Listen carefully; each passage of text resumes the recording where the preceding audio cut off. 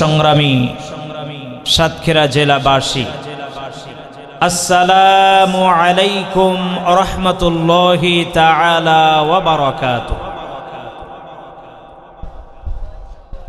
আমরা আল্লাহ রাব্বুল আলামিনের দরবারে শুকরিয়া আদায় করছি যে মহান রব্বে করিম আসমানের নিচে জমিনের উপরে সর্বশ্রেষ্ঠতম মাজলিস মাজালিসুল কোরআন, কোরআনুল কারীমের মতন শ্রেষ্ঠতম একটা মাজলিসে আমাদের মতন নগণ্য গোলামদেরকে তিনি যে আসার বসার কিছু কথা বলার শোনার সুযোগ করে দিয়েছেন, এজন্য আমরা সে রব্বে কারীমের দরবারে শুকরিয়া আদায় করছি। কণ্ঠটাকে ছেড়ে দিয়ে পুরুষের মতন সকলে পড়ছি আলহামদুলিল্লাহ, আরো জোরে সরে পড়ছি আলহামদুলিল্লাহ। সকলেই পড়ছি রব্বানা লাকাল হামদ হামদান কাসীরান তাইয়্যিবান মুবারাকান ফি ইয়া রব্বি লাকাল হামদু কামা ইয়ানবাগি লিজালালি ওয়াজহিকা ওয়া আযীমি সুলতানিকা। আমরা মহান মুনিবের প্রশংসা আদায় করে নিলাম, যিনি কিনা আমাদের মতন নগণ্য গোলামদেরকে আসমানের নিচে জমিনের উপরে একমাত্র সে রবের মজলিস মাজালিসুল্লাহ, এই মাজালিসুল্লাহর ভিতরে যিনি আমাদেরকে জায়গা করে দিয়েছেন, সেই রবের প্রশংসা আমরা আদায় করে নিলাম। সম্মানিত দিনী ভাইয়েরা আমার, আজকে হলো 24শে রমজান, অর্থাৎ রমজানুল মুবারক একেবারে শেষ প্রান্তে চলে এসছে। প্রিয় দিনী ভাইয়েরা আমার, এই রমজানুল মুবারক আল্লাহ রাব্বুল আলামিন একদিকে বরকতপূর্ণ রহমতপূর্ণ এই রমজানুল মুবারককে করলেন, আর এই রহমতপূর্ণ হওয়ার অন্যতম কারণ হলো এই মাসেই আল্লাহ সুবহানাহু ওয়া তাআলা মানব জাতির কল্যাণে অপরিবর্তনশীল সংবিধান হিসেবে যে গ্রহন্ত সকলের জন্য একটি অপরিবর্তনশীল সংবিধান এই মাসে নাজিল হয়েছিল, যার কারণে এই রমজানুল মুবারক আল্লাহ তাআলার কাছে এত মর্যাদাপূর্ণ, এত দামি। সুবহানাল্লাহ বলবো না? রমজানুল মুবারকের ভিতরে এমন একটা রাত আছে যে রাতটি সকল রাতের চেয়ে শ্রেষ্ঠ। সেই রাতটার নাম কি? লাইলাতুল কদর। এই লাইলাতুল কদর হলো বেজর রাত্রের ভিতরে, শেষ দশকের ভিতরে, এবং সেই রাতটি হলো ইন্না আনজালনাহু ফি লাইলাতিন মুবারাকা, বরকতময় সেই রাত। এখন একদিকে আমরা শেষ দশকের ভিতরে নিমজ্জিত হয়েছি, অন্যদিকে রহমতের মাস। এরপরে এই মুহূর্তে আমরা যারা এই কোরআনের মজলিসে বসেছি, শ্রেষ্ঠতম মাজলিস, নিশ্চয়ই আমরা এখানে যারা উপস্থিত হয়েছি, আমরা আল্লাহ তাআলার পছন্দনীয় বান্দা বান্দি না হলে পরে আল্লাহ তাআলা এখানে আমাদেরকে আনতো না। জোরে বলুন ঠিক না বেঠিক? আল্লাহ তাআলা বলছেন, অসংখ্য মানুষের ভিতর থেকে প্রচন্ড গরমের ভিতরে আজকের আমি কাদেরকে আনবো এই কোরআনের মজলিসে, তোমরা কি তা জানো? আল্লাহ আমাদেরকে বলছেন, আমরা কি কেউ জানি যে আল্লাহ কাদেরকে আনবেন? একটু জোরে আওয়াজ দিয়ে বলেন, আমরা কেউ কি জানি? আল্লাহ বলছেন কাদেরকে আনবো, শোনো। ওয়ালাউ আলিমাল্লাহু ফীহিম খায়রান লাআসমাআহুম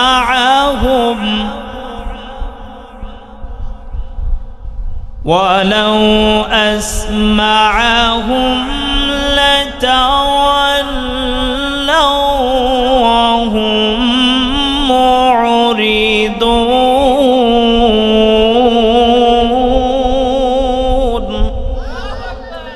তাআলা বলছেন, আমি এই রহমতের মাসের ভিতরে, কল্যাণময় মাসের ভিতরে আমি তাদেরকে এই মজলিসে আজকে হাজির করব যাদের সম্পর্কে আমি জেনেছি এবং বুঝেছি যে গরম অপেক্ষা করে কাদেরকে আজকের এখানে আনলে তাদের কল্যাণ হবে, লাভ হবে।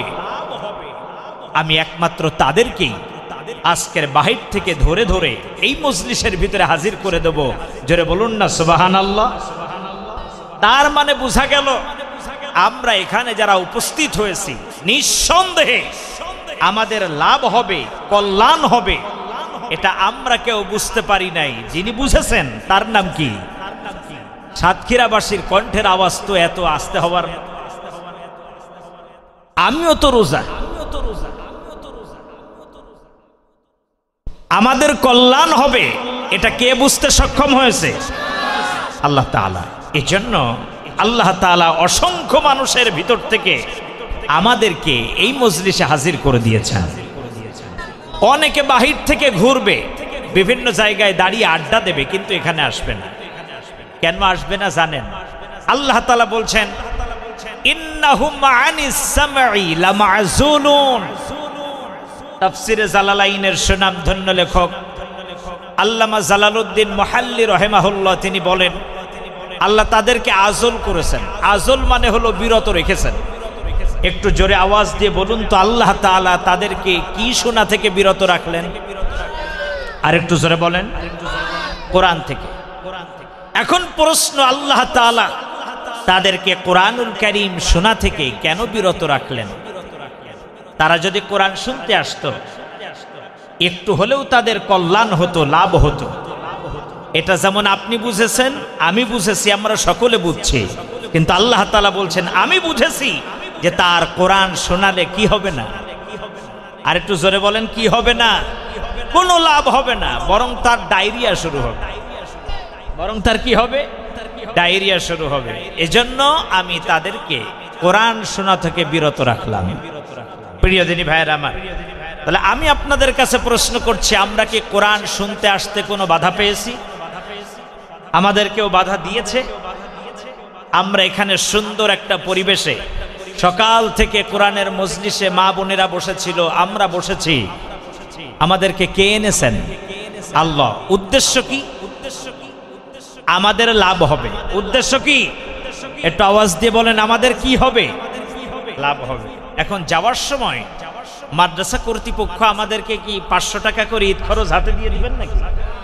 মাদ্রাসার সেক্রেটারি সাহেব দিবেন? দিবেন না। তাহলে আমাদের লাভটা কি? কোরআন থেকেই জানতে হবে। আল্লাহ কোরআনেই বলছেন, আয়াতুহু যাদাতুহুম ঈমানাও ওয়া আলা রাব্বিহিম ইয়াতাওয়াক্কালুন। তোমাদের যে লাভটা হবে সেই লাভ হলো, তোমরা এই মজলিসে যখন ঢুকেছিলে তোমাদের ইমানের স্তর যেখানে ছিল, কোরআন শোনার পরে বের হয়ে যাওয়ার সময় যদি কেউ 10% ইমান নিয়ে ঢুকে থাকো, তাহলে বের হওয়ার সময় 100% হয়ে যাবে। চিৎকার মেরে বলুন আল্লাহু আকবার। এই 100% যিনি করে দিবেন তার নাম কি? তাহলে বোঝা গেল যে কোনো অবস্থাতেই কোরআন ব্যতীত আপনার আমার ইমান বৃদ্ধি হওয়ার আর কোনো রাস্তা আমাদের জন্য খোলা নাই। দেখুন, ইমান বৃদ্ধির জন্য আমাদেরকে কতজনে কতভাবে ডাকে। কেউ ইমান বৃদ্ধির জন্য আসো তালিম করি, কথাগুলো ভালো করে বুঝবেন। কেউ ইমান বৃদ্ধির জন্য আসো সকাল সন্ধ্যা জিকির করি, ডাকেন আমাদেরকে। কেউ আপনার আমার ইমান বৃদ্ধির জন্য বলে যে চলো বাড়ি ঘর ছেড়ে সিল্লাই চলে যায়, আছে না নাই? আছে। কিন্তু বড় আফসোস হলো, কিয়ামতের ময়দানে আল্লাহ তাআলা একটা প্রশ্নও করবেন না যে বেটা তুমি জিকির না করে এই কবরে আসলা কেন। কিয়ামতের ময়দানে আল্লাহ তাআলা একবারও প্রশ্ন করবেন না যে তুমি রোজা না রেখে মরলা কেন। আল্লাহ তাআলা একবারও আপনাকে আমাকে প্রশ্ন করবেন না যে নামাজ না পড়ে মরলা কেন। আল্লাহ একটাই মাত্র প্রশ্ন করবেন যে আমি যে কিতাব দিয়েছিলাম এই কিতাবের জন্য তুমি কতটুকুন সময় ব্যয় করলে, তুমি কতটুকুন কিতাব শিখলে, তুমি সমাজ বিনির্মাণে কতটুকুন কাজ করলে, এই প্রশ্নটা আল্লাহর কাছে আছে না নাই? এখন প্রশ্ন হতে পারে তাহলে আমরা কি নামাজ রোজা সব ছেড়ে দেব?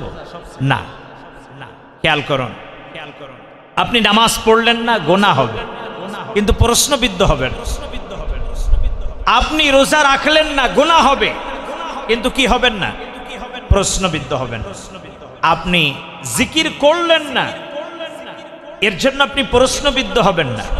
এই যে তাফসির মাহফিল এসেছেন, এখানে এসেছেন সওয়াব আছে, না আসলে কেন আসলেন না এই প্রশ্ন আপনাকে আমাকে করা, আর একটু জোরে বলেন, করা হতো না।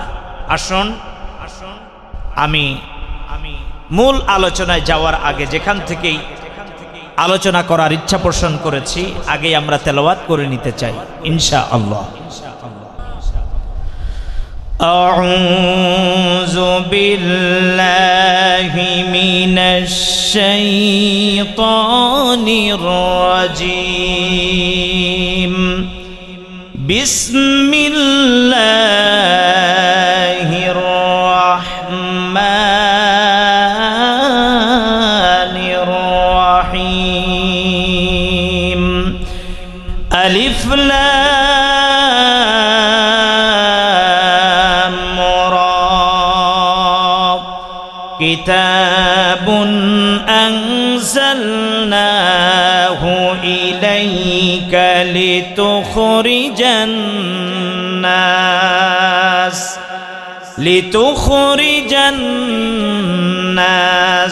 মিনাজ যুলুমাতি ইলান নূর বিইذনি রাব্বিহিম ইলা সিরাতিল আজিজিল হামিদ। সাদাকাল্লাহুল আযীম। আমি আপনাদের সামনে তেলাওয়াত করেছি মহাবিশ্বের মহাবিশ্বয় মহাগ্রন্থ আল কুরআনুল কারীমের 14তম সূরা সূরাতুল ইব্রাহিম। একটু জোরে আওয়াজ দিয়ে বলতে হবে সূরার নাম কি? আরো আওয়াজ দিয়ে বলেন সূরার নাম কি? সূরা ইব্রাহিম। ক্রমিক নাম্বার কত? 14। সূরা ইব্রাহিম বিশ্বনবী সাল্লাল্লাহু আলাইহি ওয়াসাল্লামের মাক্কি জীবনের একেবারে শেষ দিকে সূরা ইব্রাহিম নাজিল হয়েছে। বিশ্বনবী সাল্লাল্লাহু আলাইহি ওয়াসাল্লামের মাক্কি জীবনে মোট সূরার সংখ্যা ছিল 86। কয়টি? 86টি সূরার একেবারে সর্বলাস্ট সূরার নাম ছিল সূরাতুল কসস। হিজরতরত অবস্থায় সূরা কসস নাজিল হয়েছে। এই শেষ দিকে যে সূরাগুলো নাজিল হয়েছে 86টি সূরার একেবারে শেষ দিকের সূরার নাম হলো সূরাতুল ইব্রাহিম। সূরা ইব্রাহিম যার মোট আয়াত সংখ্যা 52টি, রুকুর সংখ্যা 7টি। এর নামকরণ করা হয়েছে অত্র সূরার 35 নম্বর আয়াতে কারিমা থেকে। সূরা ইব্রাহিমের আলোচ্য বিষয় হলো বিশ্বনবী সাল্লাল্লাহু আলাইহি ওয়াসাল্লামের রিসালাতকে অস্বীকার করা, আল্লাহর হাবিবের দাওয়াতি কাজে বাধা প্রদান করা। যারা এই কাজগুলো করছিল তাদের জাহান্নামের ভয়ভীতি সতর্কবাণী দিয়ে আল্লাহ তাআলা সূরা ইব্রাহিম নাজিল করেছিলেন। সম্মানিত হাজিরিন, সূরা ইব্রাহিমের শুরুতেই প্রমাণ করে যে এই সূরা কোনো মানব রচিত কোনো সূরা নয়। এই কোরআন কোনো মানব রচিত কোনো সংবিধান নয়, এটা আল্লাহ প্রদত্ত কিতাব, এতে কোনো সন্দেহ নাই। চিৎকার মেরে বলুন আল্লাহু আকবার। কারণ সূরা ইব্রাহিমের শুরুতেই আল্লাহ তাআলা যে কথাটা বললেন, আলিফ লাম রা, এটাকে বলা হয় হুরুফে মুকাত্তাআত। এর অর্থ আসমানের নিচে জমিনের উপরে কেউ জানেন না, একজনই ভালো জানেন, তার নাম কি? আল্লাহু আ'লামু বিমুরাদিহিম। আল্লাহ ব্যতীত এর অর্থ আর কেউ জানেন না। বিশ্বনবী সাল্লাল্লাহু আলাইহি সাল্লাম বলেন, আমাকেও জানানো হয় নাই, আমাকেও জানানো হয় নাই। এরপরে আল্লাহ তাআলা ডাক দিয়ে বললেন, শোনো, এই কিতাব আমি কি জন্য তোমাদের কাছে পাঠালাম? কিতাবুন আনজালনাহু ইলাইকা লিতুখরিজান নাসা মিনাজ যুলুমাতি ইলান নূর। কিতাবুন আনজালনা, হে মুহাম্মদ সাল্লাল্লাহু আলাইহি ওয়াসাল্লাম, এটা একটি কিতাব। এটা একটি কি? আর একটু জোরে বলেন, এটা একটি কিতাব। এই কিতাবের বাড়ি কোথায়? একটু জোরে বলেন। লাউহে মাহফুজে, লাউহে মাহফুজে সংরক্ষিত এই কিতাব। কিন্তু নাজিলের স্থান সূরা ফাতিহা থেকে নিয়ে সূরা নাস পর্যন্ত গোটা কোরআন একসাথে লাউহে মাহফুজ থেকে প্রথম আসমানের একটি জায়গার নাম হলো বাইতুল ইজ্জা। জায়গার নাম কি? বাইতুল ইজ্জা। এই বাইতুল ইজ্জা নামক স্থানে আল্লাহ তাআলা গোটা কোরআনটাকে একসাথে নাজিল করলেন। জোরে বলুন না সুবহানাল্লাহ। এবার বাইতুল ইজ্জা নামক স্থান থেকে নিয়ে দীর্ঘ 23টি বছর ধরে গোটা কোরআন আল্লাহ তাআলা মানবতার কল্যাণে জিব্রাইলের মাধ্যমে বিশ্বনবী সাল্লাল্লাহু আলাইহি ওয়াসাল্লামের কাছে গোটা কোরআনকে তিনি নাজিল করলেন। জোরে বলুন না সুবহানাল্লাহ। এখন আসুন, এই কোরআন যিনি বহন করে আনলেন তার নাম কি? তার নাম হলো জিব্রাইল। যিনি এই কোরআনের মালিক তার নাম কি? আল্লাহ। আর যার কাছে অবতীর্ণ হলো তার নাম কি? এখন আল্লাহ তাআলা যেহেতু কোরআনে বলছেন, শাহরু রমাদানাল্লাযী উনজিলা ফীহিল কুরআনু হুদাল লিন্নাস ওয়া বাইয়িনাতিম মিনাল হুদা ওয়াল ফুরকান। হুদাল লিন্নাস, এই কোরআন শুধুমাত্র মুসলমানদের জন্য নয়, এই কোরআন আমি অবতীর্ণ করেছি হুদাল লিন্নাস, সকল মানুষের জন্য। জোরে বলুন না সুবহানাল্লাহ। তাহলে কোরআন শুধুমাত্র মুসলমানদের জন্য কোনো নাজিলকৃত কিতাব নয়। এই কোরআন হলো হিন্দু, মুসলিম, বৌদ্ধ, খ্রিস্টান, জাতি উপজাতি যা আছে সকলের জন্য আল্লাহ যে অপরিবর্তনশীল সংবিধান করে যে কিতাবটাকে অবতীর্ণ করলেন তার নাম হলো আল কোরআন। তার নাম কি? আরেকটু জোরে বলেন, তার নাম কি? আল কোরআন।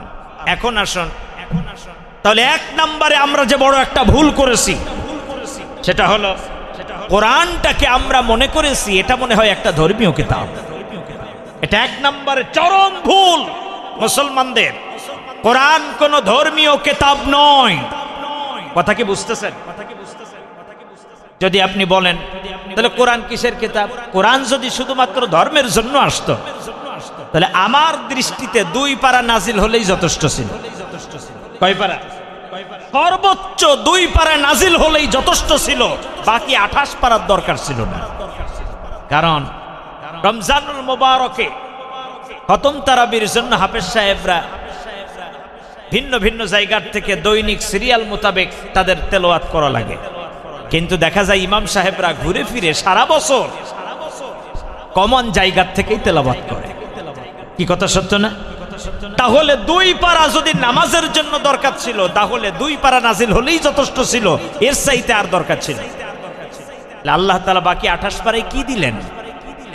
আল্লাহ তাআলা বাকি 28 পারার ভিতরে অর্থনীতির ব্যবস্থা দিলেন, সমাজনীতি দিলেন, রাষ্ট্রনীতি দিলেন, ভূগোল দিলেন, ইতিহাস দিলেন, বিজ্ঞান দিলেন। এর নাম হলো কোরআন। এর নাম কি? কোরআন। প্রিয় দিনী ভাইয়েরা আমার, তাহলে আমরা যে ভুলটা করেছি সেটা হলো কোরআন কোনো ধর্মীয় কিতাব নয়, এটা গোটা বিশ্বের সমস্ত সৃষ্টি জগতের জন্য একটা অপরিবর্তনশীল সংবিধান। জোরে বলুন ঠিক কি না? এবার আসুন, তাহলে কোরআন যদি সকলের জন্য হয় তাহলে আল্লাহ কার জন্য? আর একটু জোরে বলেন। আলহামদুলিল্লাহি রাব্বিল আলামিন। আল্লাহ বলছেন আমি শুধুমাত্র মুসলমানদের জন্য নয়, আমি আলামিন, আমি বহুমাত্রিক জগতের জন্য একমাত্র প্রশংসার দাবিদার। কারণ এই গোটা সৃষ্টি জগৎ আমার। গোটা সৃষ্টি জগৎ কার? এরপরে আসুন, এখন একটা কিন্তু প্রশ্ন হবে, তাহলে বিশ্বনবী সাল্লাল্লাহু আলাইহি সাল্লাম তিনি কি শুধু আমাদের জন্যই কি? তিনি কি শুধু আমাদের নবী? ওয়ামা আরসালনাকা ইল্লা রাহমাতাল লিল আলামিন। বিশ্বনবী সাল্লাল্লাহু আলাইহি সাল্লাম গোটা সৃষ্টি জগতের জন্য রহমত। চিৎকার মেরে বলুন আল্লাহু আকবার। তিনি সকলের জন্য নবী। তাহলে এখন প্রশ্ন থেকেই যায় যে তাহলে অমুসলিমদের জন্য কি মুহাম্মদ সাল্লাল্লাহু আলাইহি ওয়াসাল্লাম নবী নাকি? প্রশ্ন থেকে যায় না? তাহলে হিন্দুদের জন্য কি তিনি নবী? খ্রিস্টান, ইহুদি, তিনি সকলের জন্য নবী। কেমন? উম্মত হলো দুই প্রকার। উম্মত কয় প্রকার? আর একটু জোরে বলেন না। একটা হলো উম্মতে দাওয়া আর একটা হলো উম্মতে ইজাবা। উম্মতে দাওয়া হলো যারা কিনা দাওয়াত পেয়েছে গ্রহণ করে নাই। দাওয়াত পেয়েছে কিন্তু কি করে নাই? গ্রহণ করে নাই। তারা হলো উম্মতে দাওয়া। আর উম্মতে ইজাবা যারা কিনা দাওয়াত পেয়েছে এবং গ্রহণ করেছে এবং বিশ্বনবী সাল্লাল্লাহু আলাইহি ওয়াসাল্লামের রেখে যাওয়া আদর্শকে সমাজে, রাষ্ট্রে, পরিবারে সব জায়গায় তারা প্রতিষ্ঠার জন্য চেষ্টা করছে, এরা হলো উম্মতে ইজাবা। এরা উম্মতে কি? ইজাবা। এখন আসুন, এখানে আমরা যারা উপস্থিত, আমার প্রশ্ন, আমরা কি উম্মতে দাওয়া না উম্মতে ইজাবা? আমরা কি উম্মতে দাওয়া নাকি উম্মতে ইজাবা? উম্মতে ইজাবা। এখন আসুন, উম্মতে ইজাবা যারা, তাদের উপরে দায়িত্ব আছে না নাই? কি দায়িত্ব? আল্লাহ তাআলা সেই কথাটাই বললেন, কিতাবুন আনজালনা, ও মুহাম্মদ সাল্লাল্লাহু আলাইহি ওয়াসাল্লাম, এটা একটি কিতাব যা আপনার উপরে আমি অবতীর্ণ করেছি। আমরা বললাম, আয় আল্লাহ, এই কিতাব তুমি কি জন্য অবতীর্ণ করলে? উদ্দেশ্যটা কি? এটা কি তারাবি পড়ার জন্য নাজিল করলে নাকি? এটা কি রমজানুল মুবারকে বুঝি আর নাই বা বুঝি এজন্যই কি তুমি তেলাওয়াত করার জন্য পাঠালে? আল্লাহ বললেন না, লিতুখরিজান নাসা মিনাজ যুলুমাতি ইলান নূর। লিতুখরিজান নাস, আমি এই কিতাব এজন্যই অবতীর্ণ করলাম যাতে করে এই কিতাবের সংস্পর্শে এসে মানুষেরা মিনাজ যুলুমাত, অন্ধকার থেকে ইলান নূর, আলোর দিশা পেয়ে যায়। চিৎকার মেরে বলুন আল্লাহু আকবার। এখন আমরা মনে করছি যে আমরা যেহেতু উম্মতে মুহাম্মাদি বলে দাবি করছি, তার মানে নিশ্চিত আমরা আল্লাহর জান্নাতের হয়ে গেছি। কি কথা সত্য না? এবার আসুন, আমরা কতটুকুন কিতাবুন আনজালনা, এই নাজিলকৃত কিতাবের হক আদায় করলাম? এর জন্য কোরআন সাক্ষী। কে সাক্ষী? জোরে বলুন, আর একটু জোরে বলেন। আমাদের সকলের প্রিয় ব্যক্তিত্ব, আমার অত্যন্ত কাছের মানুষ, বিশিষ্ট আইনজীবী, ইসলামী রেনেসার সঙ্গীত শিল্পী, অপসংস্কৃত অপসারণের অন্যতম কারিগর শিল্পী রোকনুজ্জামান ভাই আমাদের মাঝে এসে গেছেন। আলহামদুলিল্লাহ বলেন। আব্দুল বারী সাহেব হুজুর আসতেছেন, হুজুরও এসে গেছেন। পর্যায়ক্রমে প্রত্যেকে স্টেজে আসবে। আপনারা এখনো যারা বাহিরে আছেন, মেহেরবানি করে একটু ময়দানে চলে আসুন। প্রিয় দিনী ভাইয়ের আমার, খেয়াল করুন, আমরা মনে করেছি কিতাব যখন আমরা পড়লাম, এই কোরআন যখন আমরা পড়েছি, নিশ্চিত আমরা জান্নাতি হয়ে গেছি। কি কথা সত্য না? অথচ আল্লাহর কোরআন বলছে, শোনো, কতটুকুন শিখলে, কতটুকুন পড়লে, কতটুকুন বাস্তব জীবনে প্রতিফলন ঘটালে, এর জন্য তোমাদের জবাবদিহিতা করা লাগবে। কি করা লাগবে? আল্লাহর কোরআন বলছে, ওয়া ইন্নাহু লাযিকরুল লাকা ওয়া লিকাওমিকা ওয়া সাওফা তুসআলুন। প্রকৃত সত্য হলো এই কিতাব তোমার ও তোমার কর্মের জন্য অনেক বড় একটি মর্যাদা। অচিরেই তোমাদেরকে সম্পর্কে প্রশ্নবিদ্ধ করা হবে, জিজ্ঞাসা করা হবে। কে বলতেছেন? আল্লাহ। তাহলে আমি কেন জিকির করলাম না? কেন ফাজাইলে আমল পড়লাম না? কেন বুখারী শরীফ খতম দিয়ে আসলাম না? এজন্য প্রশ্ন হবে না, প্রশ্ন হবে ওয়া ইন্নাহু লাযিকরুল লাকা ওয়া লিকাওমিক ওয়া সাওফা তুসআলুন।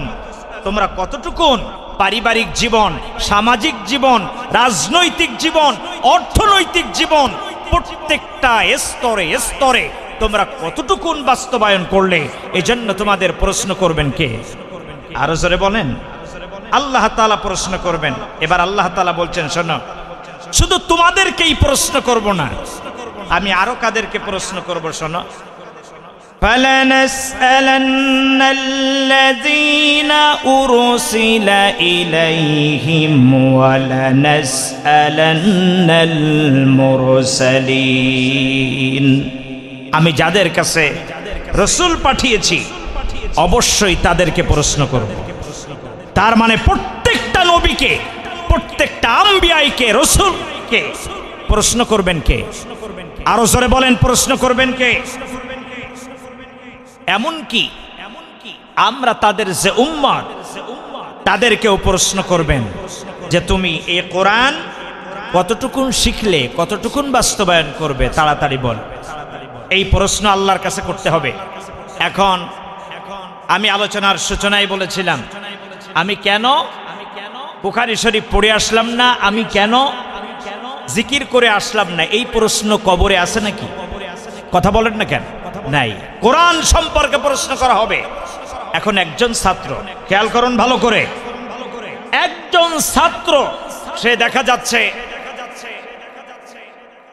আপনার শরৎচন্দ্র চট্টোপাধ্যায়ের লিখিত অনেক সাহিত্য পড়ে, এরপরে অনেক উপন্যাস পড়ে, কিন্তু সেদিন যদি তার পরীক্ষা থাকে আপনার বাংলা প্রথম পত্র বা বাংলা সাহিত্য, এইটা যদি পরীক্ষা থাকে, আর ওই দিন যদি সে আপনার ভালো করে শরৎচন্দ্র চট্টোপাধ্যায়ের লেখা বই পড়ে যায়, উপন্যাস পড়ে যায়, তাহলে সে কত মার্কের অ্যান্সার ওখানে করতে পারবে?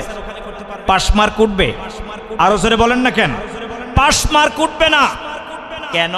সে অন্য অন্য সাহিত্য পড়েছে, এর জন্য তার জ্ঞান বৃদ্ধি হয়েছে, ঠিক আছে, কিন্তু মূল যে কিতাব, যে সাবজেক্ট, তার পরীক্ষা, এইটা সে পড়ে না যাওয়ার কারণে সে ফেল করবে। জোরে বলুন ঠিক কিনা?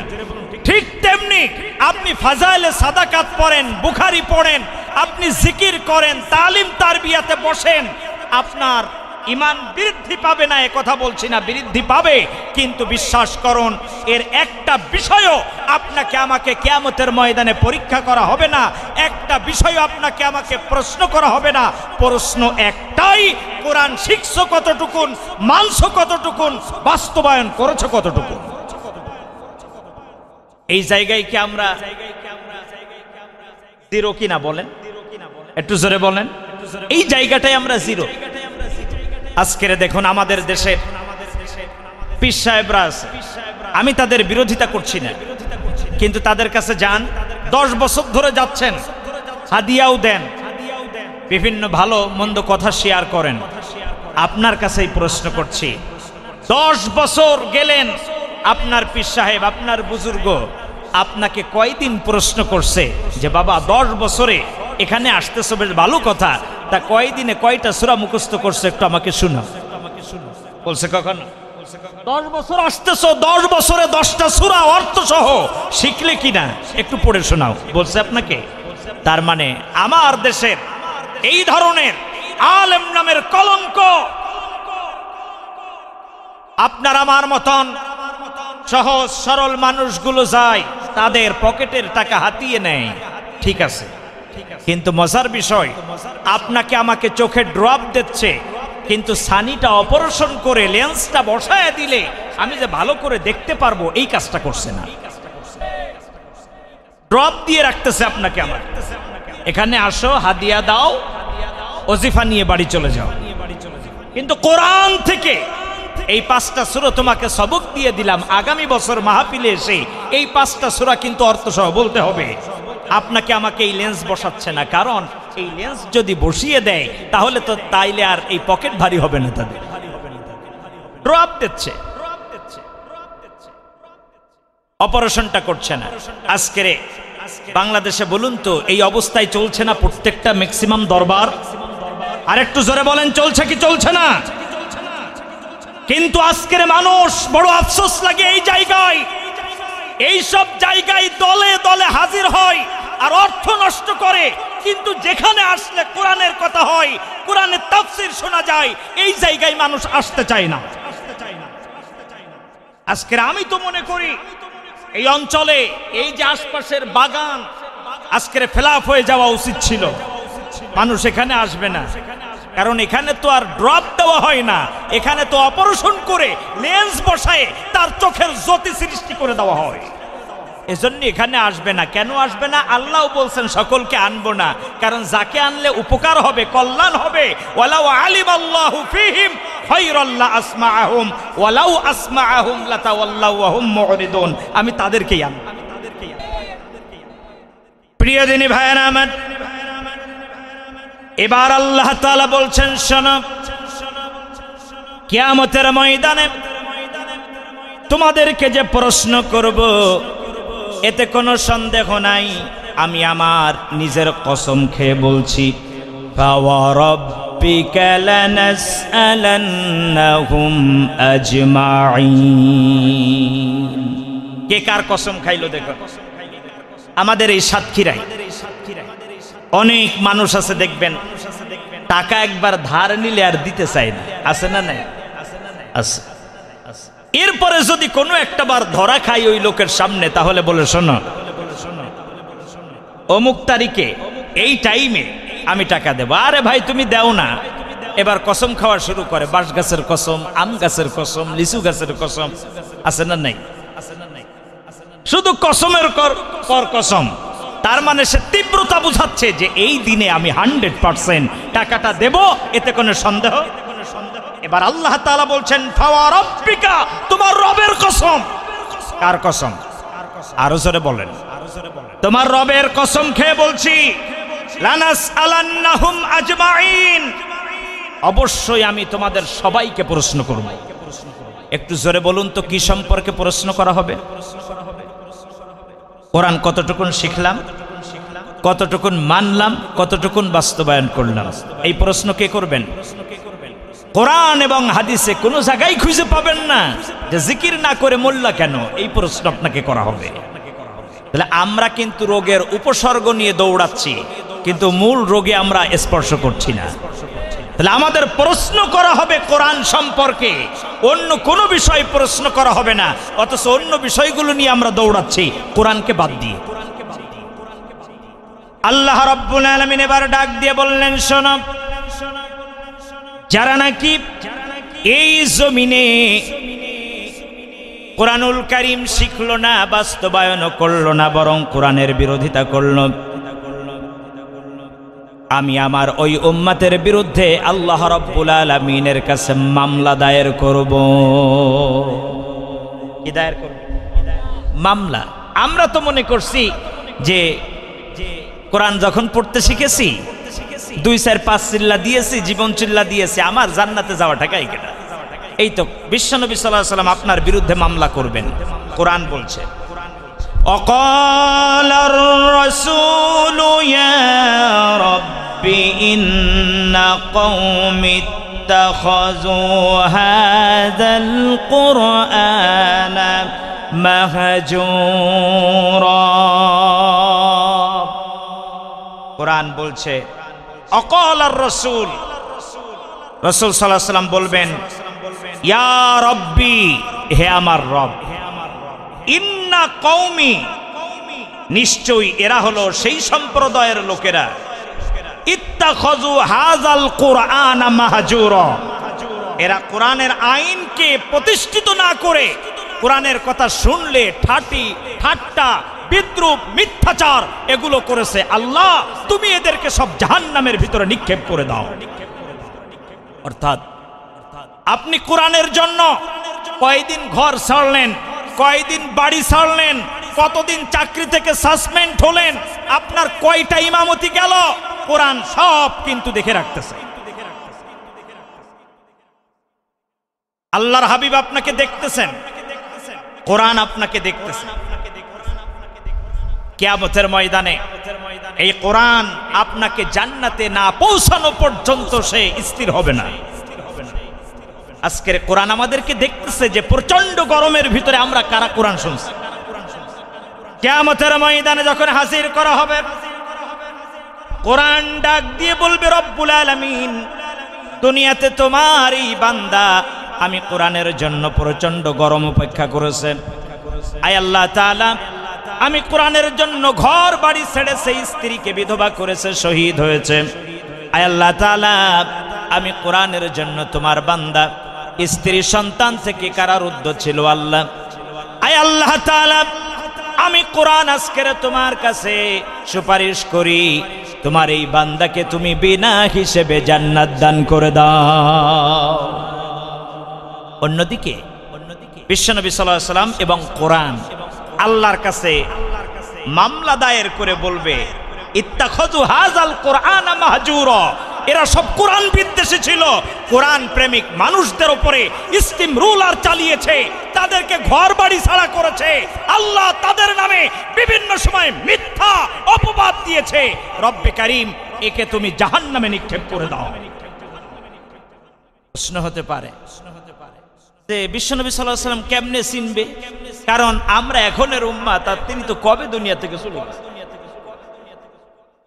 আল্লাহর হাবিবের সামনে প্রতি সোমবার এবং বৃহস্পতিবার দিবাগত রাত্রি কে কে কোরআনের পক্ষে আর কে কে কোরআনের বিপক্ষে, তাদের চেহারা এবং আমলগুলো আল্লাহর হাবিবের সামনে পেশ করা হয়। তার মানে আপনি আমি কোরআনের জন্য যা করছি, কোরআন সাক্ষী, বিশ্বনবী সাল্লাল্লাহু আলাইহি ওয়াসাল্লাম নিজেই সাক্ষী। চিৎকার মেরে বলুন আল্লাহু আকবার। আর যারা কোরআনের বিপক্ষে কাজ করছেন, কোরআনের কর্মীদের নামে মিথ্যা অভিযোগ দিচ্ছেন, স্বাক্ষর করছেন, কোরআন আপনাদেরকেও চিনে রাখতেছে এই জীবন আসল জীবন নয়, আসল জীবন হলো আখিরাতের জীবন। যারা বলুন ঠিক না বেঠিক? সেই দিন প্রমাণিত হবে কারাই সঠিক ছিল, কারা বেঠিক ছিল, কারা দেশপ্রেমিক ছিল, কারা দেশের বিরুদ্ধে ছিল। আমার আল্লাহর কোরআন প্রমাণ করে দেবে।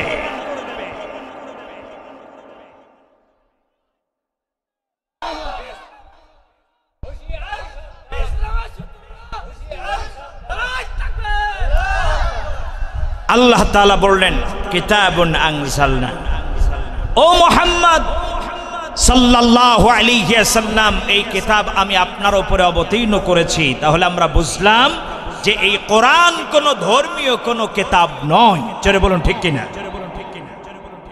প্রিয় দিনী ভাইরা আমার, এবার আল্লাহ তাআলা বললেন, লিতুখরিজান নাস মিনাজ যুলুমাতি ইলান নূর।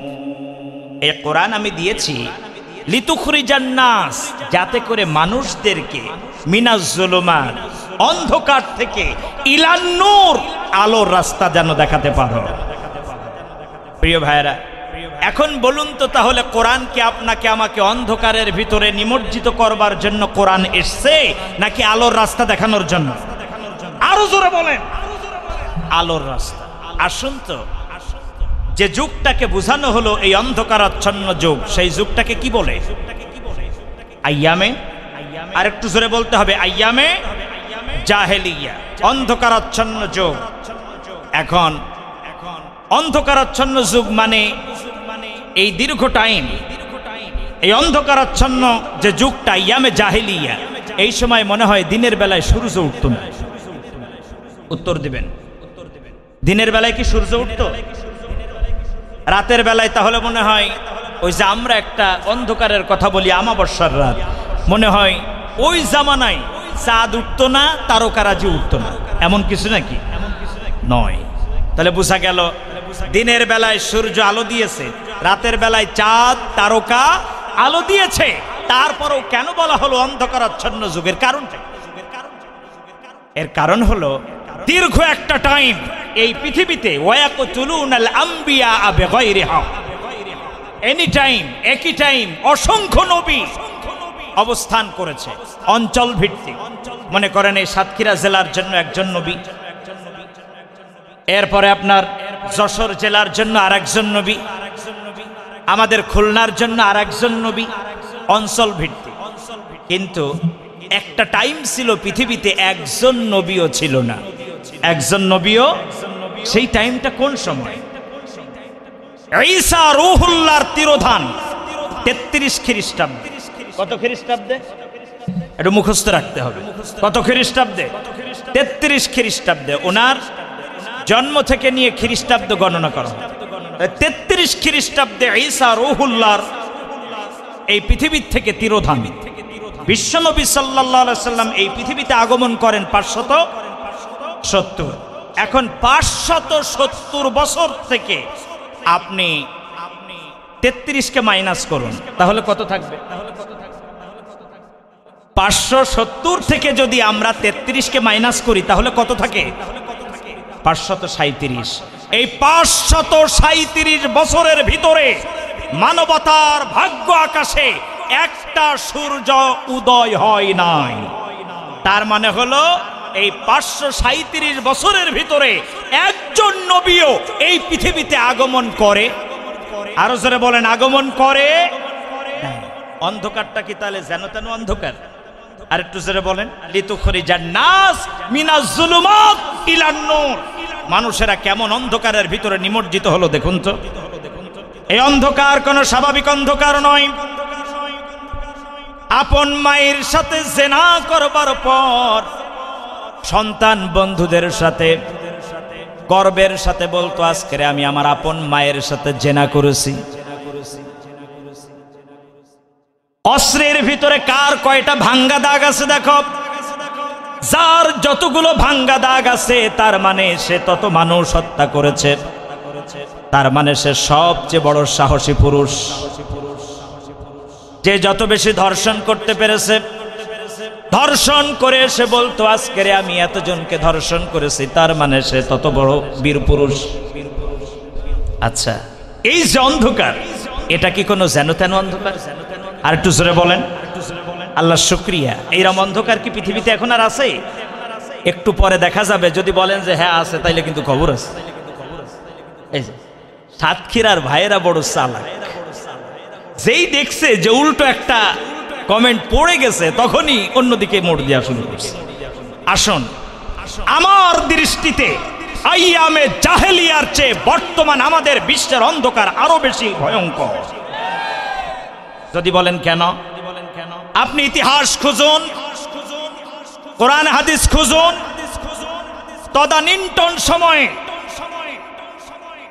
তদানীন্তন সময়ে মানুষ হত্যা করেছে এরাম নজির আছে।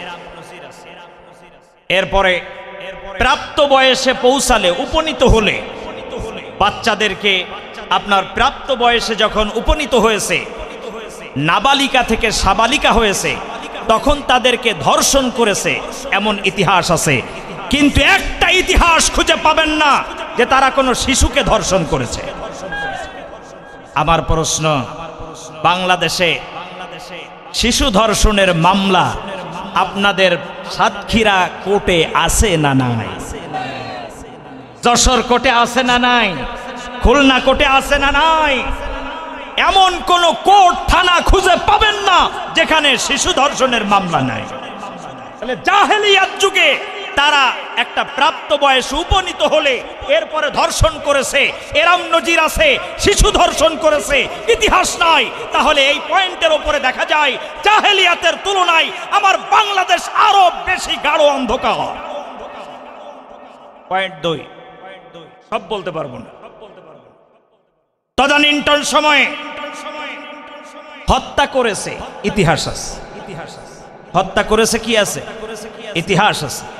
কিন্তু রাতের বেলায় গুম করেছে এরম কোনো ইতিহাস নাই। হত্যা করেছে কি আছে? ইতিহাস আছে।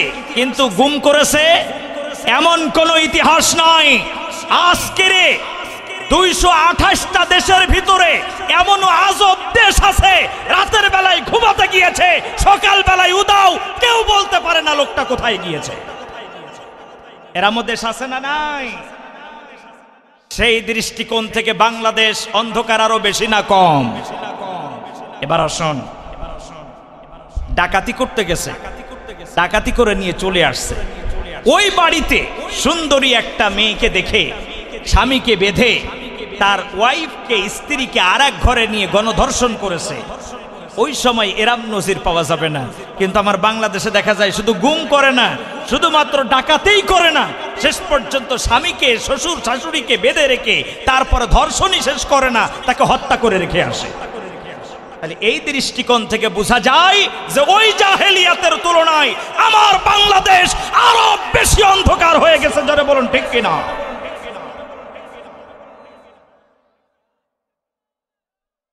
প্রিয় ভাইয়েরা আমার, তাহলে সেই দৃষ্টিকোণ থেকে বাংলাদেশ আজকের কোন দিক থেকে কম নাই। আল্লাহ তাআলা বলছেন এই অন্ধকার তাড়াবার জন্যই আমি দিয়েছি কিতাবুন আনজালনা, এই কিতাবটাকে অবতীর্ণ করলাম। এই কিতাবটাকে কি করলাম? অবতীর্ণ করলাম। আজকের আমরা অন্ধকার তাড়াতে চাই, আমরা স্মার্ট হতে চাই, আমরা গোটা সৃষ্টি জগতের সামনে মাথা ঝাড়া দিয়ে কথা বলতে চায়, কিন্তু কোরআনটাকে বাদ দিয়ে। পাগলের মাথা খারাপ হলেও পাগল এই কাম করবে না। এই কথা সত্য না? প্রিয় দিনী ভাইয়েরা আমার, বিশ্বনবী সাল্লাল্লাহু আলাইহি ওয়াসাল্লাম ওই জাতিকে অন্ধকার থেকে আলোর দিকে যখন নেওয়া শুরু করলো, আবু জাহেল দেখলো সাড়ে সর্বনাশ। জাতি যদি এইভাবে অন্ধকার থেকে আলোর রাস্তা খুঁজে পায়, তাহলে আমি যে দুর্নীতিগুলো করি এই দুর্নীতি তো আর করতে পারবো না। আবু জাহেল কি করলো?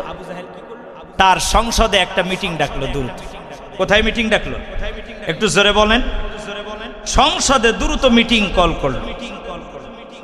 তার সংসদের নাম ছিল দারুন নাদওয়া। সংসদের নাম কি? যেখানে আইন পাশ হয়। বাংলাদেশে যেখানে আইন পাশ হয় সেটাকে কি বলে? ভারতে যেখানে আইন পাশ হয় লোকসভা বা বিধানসভা। আমেরিকারটাকে বলে হোয়াইট হাউস। ঠিক তেমনি আবু জাহেলের সংসদের নাম ছিল দারুন নাদওয়া। এই দারুন নাদওয়ায় আবু জাহেল দ্রুত মিটিং কল করলো। শোনো, যেভাবে মানুষেরা অন্ধকার ছেড়ে আলোর দিকে যাচ্ছে, একেবারে সাড়ে সর্বনাশ হয়ে যাবে, কাজে এক কাজ করতে হবে। লিউস বিতুকা, মুহাম্মদ সাল্লাল্লাহু আলাইহি ওয়াসাল্লামকে আটকায় রাখতে হবে জেলের ভিতরে। তদানীন্তন সময়ের সেন্ট্রাল জেলের নাম ছিল সে আবি তালিব। সেই জায়গায় আল্লাহর হাবিবকে 3 বছর কি করলো?